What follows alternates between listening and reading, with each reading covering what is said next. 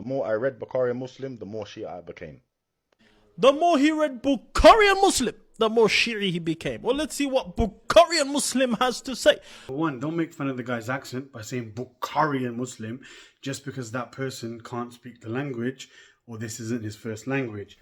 Secondly, you stated what? Bukhari and Muslim says that the Quran is preserved and not corrupt like you believe. But that Bukhari and Muslim stated that the Quran has been preserved, unlike what the Shias believe. Okay, let's have a look and see what Bukhari and Muslim actually say, shall we? Because in Sahih Muslim book 17, hadith number 30, Aisha, your mother, reported that it has been revealed in the Quran that 10 clear sucklings makes the marriage unlawful. Then it was abrogated by 5 sucklings and Allah's apostle died, and it was before that time found in the Quran and recited by the Muslims.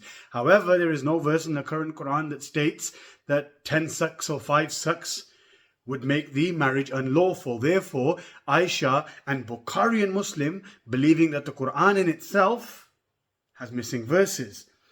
Where are these verses in the current Quran? You can't find them. Sahih Muslim book 29, hadith 21, narrated Ibn Abbas that Umar ibn al-Khattab said the verse of stoning was included in what was sent down to the Prophet. We recited it, retained it in our memory and understood it. My question, where is the verse of stoning in the Quran today? There is no verse of stoning. Meaning what? Umar is saying a verse was revealed in the Quran, yet in today's Quran it's not there. Meaning what? Meaning tahrif of the Quran. Meaning what? Meaning that Bukhari and Muslim don't say that the Quran is preserved. Bukhari volume 6, book 60, hadith 44, narrated Ibn Abbas. The verse was revealed as, meaning in the Quran, there is no harm for you if you seek of the bounty of your Lord during the Hajj season. Yet, if you look at the Quran, chapter 2, verse 198, it states the same thing, except the Hajj season part is not included in today's Quran. That was your first lie. Now let's go to the second lie. Bukhari and Muslim says that mut'a is haram. Oh really? So Bukhari and Muslim are saying that mutta is banned. Let's have a look, shall we? Sahih Muslim book 16, hadith 19, Jabir ibn Abdullah al-Ansari reported, we contracted temporary marriage during the lifetime of Allah's Messenger and Abu Bakr until Umar forbade it.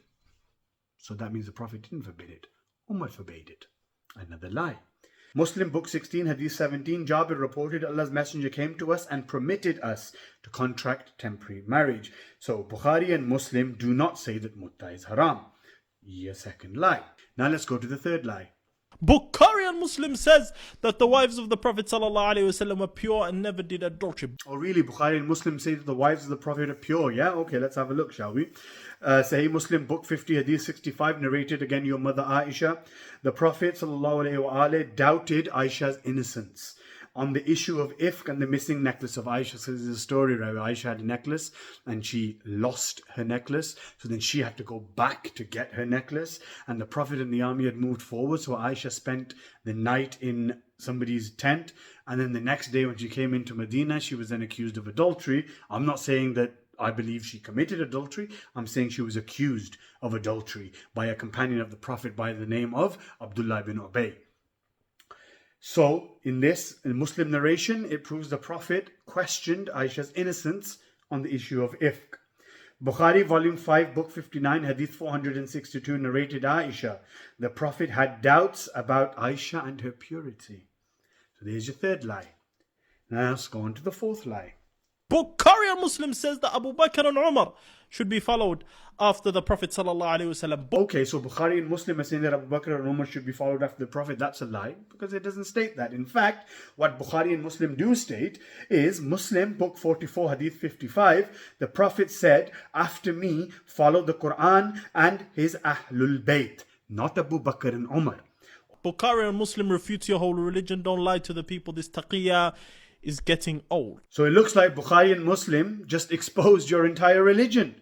So, in essence, I didn't even need to use taqiyya there, did I? There was no button that was needed to be pressed to turn my taqiyya on or off.